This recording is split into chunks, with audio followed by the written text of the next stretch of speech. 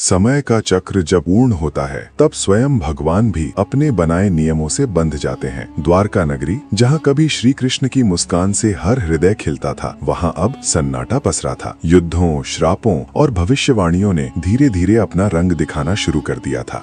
महाभारत का युद्ध समाप्त हो चुका था। पांडवों ने राज्य पा लिया था, लेकिन उसी क्षण से यदुवंश के विनाश का बीज भी बोया जा चुका था। कुरुक्षेत्र के मैदान में जब गांधारी ने अपने 100 पुत्रों के शव देखे तो उनका हृदय क्रोध और पीड़ा से जल उठा। उन्होंने कृष्ण से कहा, हे वासुदेव, तुम होते हुए भी इस विनाश को रोक न सके। जिस प्रकार मेरा वंश नष्ट हुआ, उसी प्रकार तुम्हारा यदुवंश भी एक दिन स्वयं अपना अंत करेगा। गांधारी के शब्द केवल वाणी नहीं थे, वो विधाता का आदेश बन चुके थे, क्योंकि कृष्ण जानते थे धर्म का संतुलन तभी बना रहेगा जब वे स्वयं भी अपने बनाए नियमों का पालन करेंगे। वर्षों बीत गए, द्वारका में शांति लौट आई थी, लेकिन नियति का पहिया धीरे धीरे घूम रहा था। एक दिन समुद्र तट पर यदुवंशी राजकुमारों ने मदिरा पी ली। विवाद बढ़ा और भाई ने भाई का रक्त बहा दिया। जो कभी वीर थे, वे मद में अंधे होकर एक दूसरे का अंत करने लगे। यदुवंश का नाश हो गया, जैसा कि गांधारी ने कहा था। कृष्ण ये सब शांत भाव से देख रहे थे। उनकी आंखों में न शोक था न भय, केवल स्वीकार, क्योंकि वे जानते थे अब उनका समय भी आ गया है। यदुवंश के अंत के बाद कृष्ण ने अपने सारथी और शेष मित्र दारुक से कहा, अब द्वारका छोड़ दो, समुद्र जल्द ही इसे निकल जाएगा। फिर वे अकेले वन की ओर निकल पड़े, नंगे पैर, बिना रथ, बिना मुकुट, बस एक शांत मुस्कान लिए। वे जानते थे अब ये लीलाओं का समापन है। उनकी देह समाप्त होगी, पर उनका धर्म अमर रहेगा। वन में बैठकर कृष्ण ने ध्यान लगाया। उन्हें प्रतीक्षा थी उस क्षण की जब समय पूर्ण होगा। वन की नीरवता में एक शिकारी जर धनुष लेकर हिरण की खोज में निकला। उसे दूर एक चमक दिखाई दी, जैसे किसी हिरण की आंखें चमक रही हो। उसने बाण चलाया और वो बाण आकर श्री कृष्ण के चरण में लगा। जब शिकारी पास पहुंचा, उसने देखा वो कोई हिरण नहीं, स्वयं श्री कृष्ण थे। वो रो पड़ा, उनके चरणों में गिर पड़ा। कृष्ण मुस्कुराए और बोले, वत्स, ये तुम्हारा नहीं, मेरा ही लिखा हुआ अंत है। पिछले जन्म में मैंने राजा बाली के रूप में तुम्हें गलती से मारा था।